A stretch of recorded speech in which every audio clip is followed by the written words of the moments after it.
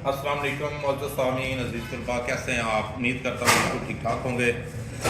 आज हम एक अहम कंसेप्चुअल टॉपिक पे बात करने जा रहे हैं। एक बुनियादी टॉपिक होता है करंट वोल्टेज के साथ तीसरा जो इलेक्ट्रिकल सिस्टम में होता है उसको कहते हैं रेजिस्टेंस। रेजिस्टेंस हर जगह पे एग्जिस्ट करती है और रेजिस्टेंस का एक ख़ास रिलेशनशिप होता है इलेक्ट्रिकल सर्किट के ऊपर। हमारे सेंडिंग एंड और रिसीविंग एंड के अंदर जो फ़र्क आता है वोल्टेज का वो भी रेजिस्टेंस की वजह से आता है। और किसी भी जो मटेरियल है, कंडक्टर मटेरियल है, उसके अच्छे होने या उसके नाकस होने का दारोमदार भी उसकी रेजिस्टेंस के ऊपर है। अगर कोई अच्छा मटेरियल है उसकी रेजिस्टेंस बहुत कम होगी तो हम कहेंगे कि ये मटेरियल इलेक्ट्रिकल पर्पस के लिए या कंडक्शन के लिए बहुत अच्छा है। और अगर किसी रेजिस्टेंस मटेरियल की बहुत ज़्यादा होती है तो वो मटेरियल नकारा या बुरा शुमार होता है। तो आज के टॉपिक में हम हर चीज़ को, इसके को रिलेशनशिप को देखना चाहते हैं और उसके साथ साथ रेजिस्टेंस का जो दारोमदार जिन फैक्टर्स पे होगा, इन फैक्टर्स पे बात करना चाहते हैं कि एक मटेरियल या तार के अंदर वो कौन से फैक्टर पाए जाते हैं जिनका दारोमदार उस सर्किट की रेजिस्टेंस के ऊपर होता है या रेजिस्टेंस उन फैक्टर की वजह से अप एंड डाउन होती है। तो हम कोशिश करेंगे कि आपको अपनी बनाई हुई स्लाइड्स के साथ और फार्मूलाज और तस्वीरी डायाग्राम्स के साथ आपको हम एक्सप्लेन करने की कोशिश करें। आइए देखते हैं जी। रेजिस्टेंस को अगर हम डिफ़ाइन करें तो किसी भी चीज़ की या किसी कंडक्टर या मटेरियल की वो खसूसियत होती है जो उसको अपने अंदर करंट गुजारने या करंट के गुजरने में अपोज करती है या रुकावट पैदा करती है, उसको रेजिस्टेंस कहते हैं। तो रेजिस्टेंस बुनियादी तौर पे इसका एक यूनिट है ओहम। जॉर्ज ओहम एक साइंसदान था जिसने इन चीज़ों के ऊपर रेजिस्टेंस, करंट और वोल्टेज के ऊपर एक प्रॉपर रिसर्च की थी। तो उसके नाम के साथ मंसूब ही इसका यूनिट है जिसको ओहम कहते हैं। तो ये आप लोगों के सामने इक्वेशन नज़र आ रही है। ओहम ने एक कानून पेश किया था जिसके मुताबिक था कि किसी भी सर्किट में गुजरने वाली करंट उस सर्किट के वोल्टेज के बराह रास्त मुतनासिब होती है और सर्किट के अंदर जो अपोज पाया जा रहा है वो उस करंट के रास्ते में रुकावट पैदा करता है, यानी कि रेजिस्टेंस के बिलअक्स मुतनासिब होती है। तो इस तरह कुलिया जो हमारे सामने नज़र भी हमें आ रहा है यहाँ पे I = V/R। ओहम लॉ को समझने के लिए एक बड़ी सिंपल ट्रायंगल बनाई गई है। उसमें देखें कि अगर वोल्टेज को नीचे रखें, एक तरफ करंट रखें और एक तरफ रेजिस्टेंस रखें तो फार्मूलाज तीनों हमारे पास आखज़ हो जाते हैं। यानी कि वोल्टेज अगर एक साइड पे रखें = IR, ये यहाँ पे, और इसी तरह अगर करंट एक साइड पे रखें तो V/R, ये कुलिया दिखाया गया है। और इसी तरह अगर हमने रेजिस्टेंस फाइंड आउट करनी है सर्किट की तो R = V/I। ये ओहम लॉ के मुताबिक हमारे पास ये तीन इक्वेशंस बनती हैं जिनका रिलेशनशिप रेजिस्टेंस के साथ है। अगर सर्किट में हमारे पास कोई सी दो चीज़ें हमारे पास मौजूद हों तो तीसरी चीज़ फाइंड आउट की जा सकती है। मसलन अगर किसी तार की या सर्किट की रेजिस्टेंस मालूम करनी है तो हमारे पास यहाँ पे इस ओहम लॉ की इक्वेशन के मुताबिक करंट और वोल्टेज का होना ज़रूरी है।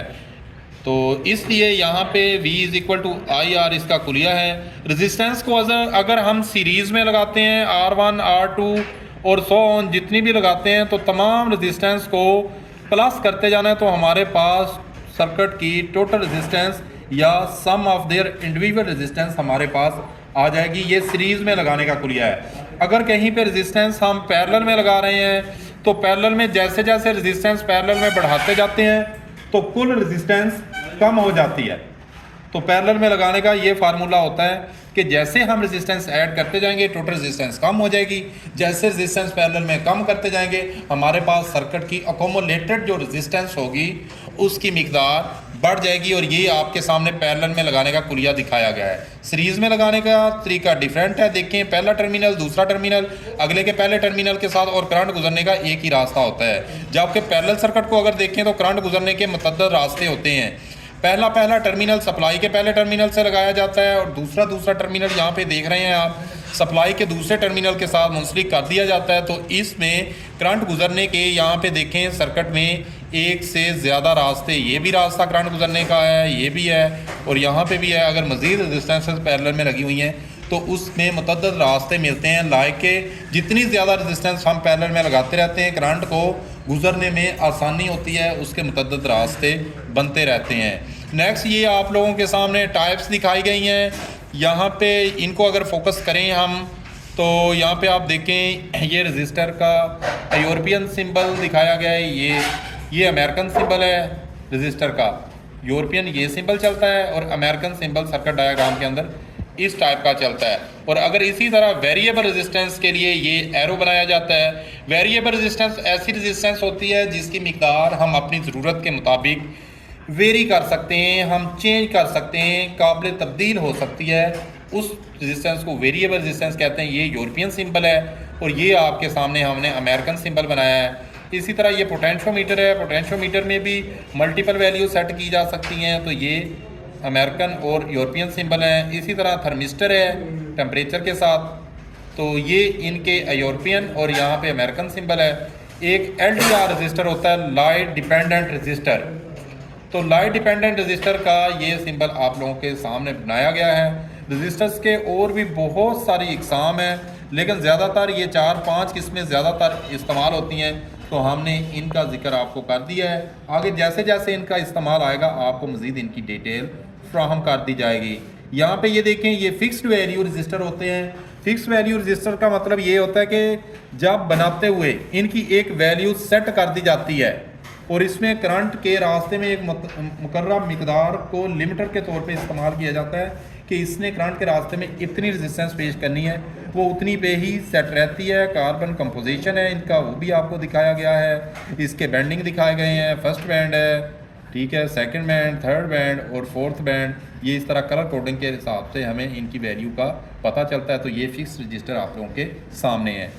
नेक्स्ट अब हम देखें तो very common use in industry and our electronics appliances that is called variable resistor। और इसकी यहाँ पे देखें रजिस्टर्स की वैल्यू डिफरेंट यहाँ पे हम हासिल करते हैं। एक यहाँ पे देखें आउटसाइड टर्मिनल है, आउटपुट की नॉब है, ये आउटसाइड टर्मिनल है, यहाँ पे शेफ्ट है जिसके ज़रिए हम रजिस्टर्स की वैल्यू को घुमा के कम ज़्यादा कर सकते हैं। ये इसका इनर डाया है और यहाँ पे देखिए ये आउटर है, यहाँ से हम इसको ये नॉब के ज़रिए घुमा के कम या ज़्यादा इसको कर सकते हैं। तो ये इसका फंक्शन होता है। यहाँ पे वेरिएबल रजिस्टर का ये इसका सिंबल भी दिखाया गया है। नेक्स्ट आप देख रहे हैं कुछ स्पेशल पर्पस रजिस्टर इस्तेमाल होते हैं, लाइक के डायोड भी एक बेसिकली रजिस्टर के ऊपर इस्तेमाल कर सकते हैं जो एक डायरेक्शन में करंट को गुजारता है, दूसरी डायरेक्शन में ब्लॉकेज करता है। ये LDR की डायग्राम आप लोगों के सामने दिखाई गई है। लाइट डिपेंडेंट रजिस्टर ये लाइट के साथ अपनी वैल्यूज़ को शो करवाता है। और यहाँ पे मुतअद्दिद रजिस्टर काफ़ी सारे टाइप्स के हिसाब से दिखाए गए हैं, छोटे छोटे, ये भी आप लोग देख सकते हैं। ये डायोड है, एनोड और कैथोड होता है, ये इसका सिंबल है जी। तो डायोड एक डायरेक्शन में जैसा कि आपको बताया कि फ़्लो करवाता है। ये थर्मिस्टर की डायग्राम डिटेल में बनाई गई है। थर्मिस्टर का ये होता है कि जनाब ये टेम्परेचर के साथ अपनी वैल्यू चेंज करता है। आमतौर पर रेजिस्टेंस की वैल्यू टेम्परेचर के जैसे जैसे टेम्परेचर बढ़ता जाता है रेजिस्टेंस की वैल्यू कम होती जाती है। देखें करंट उतना ही बढ़ता जाता है। लो टेम्परेचर पे करंट देखें और ये यहाँ पे हम इस्तेमाल करते हैं। तो इसके 3 टाइप्स के होते हैं। एक रॉड टाइप थर्मिस्टर होता है, ये जो थर्मिस्टर डिस्क टाइप थर्मिस्टर होता है, और ये बीड टाइप थर्मिस्टर इस्तेमाल किया जाता है। ये यहाँ पे इसका सिंबल दिखाया गया है। थर्मिस्टर के बाद LDR की डिटेल है, लाइट डिपेंडेंट रजिस्टर LDR।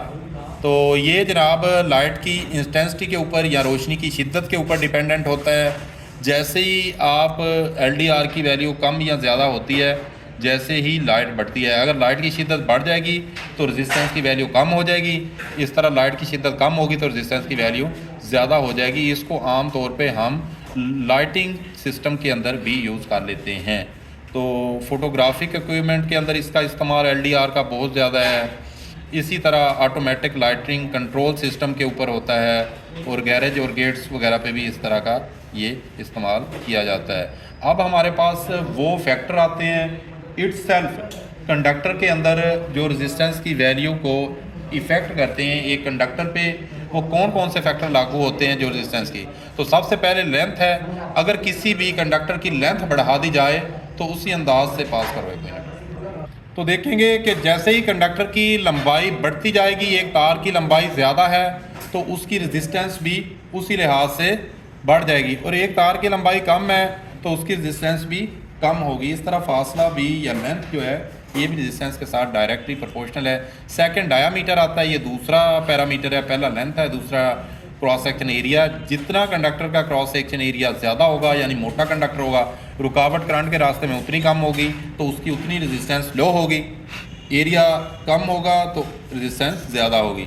और टेम्परेचर भी इफ़ेक्ट करता है। अगर टेम्परेचर मेटल्स का जो है टेम्परेचर इंक्रीज करने से रेजिस्टेंस भी इंक्रीज़ कर जाती है। लाइक कॉपर वगैरह जब हीट अप होता है तो उनकी रेजिस्टेंस भी मोटरों की बढ़ जाती है, जिसकी वजह से उनकी एफिशिएंसी डाउन हो जाती है। तो रेजिस्टेंस कहाँ कहाँ पे इस्तेमाल होती हैं? ऑटोमोटिव इंडस्ट्री के अंदर, एरोस्पेस के अंदर, रेलवे इंडस्ट्री में, फूड एंड बेवरेज में बहुत ज़्यादा इस्तेमाल, न्यूक्लियर टेक्नोलॉजी या इंडस्ट्री में बहुत ज़्यादा इस्तेमाल होती है, सोलर इंडस्ट्री में भी इस्तेमाल हो रही है, मटेरियल हैंडलिंग इंडस्ट्री में, मिलिट्री या डिफेंस पर्पज़ के अंदर भी इसका इस्तेमाल पाया जाता है।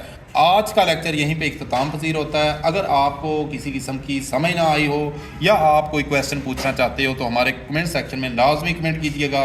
चैनल को भी सब्सक्राइब करें ताकि हमारी अपडेटेड रिसर्च बेस्ड वीडियो जितनी भी आनी है वो आप लोगों को बिला तअत्तल मिल सकें, ताकि आप अपना नॉलेज भी हमारे साथ साथ अपग्रेड कर सकें। अपना बहुत सा ख्याल रखिएगा। मिलेंगे इंशाल्लाह नेक्स्ट लेक्चर में। अल्लाह हाफ़िज़।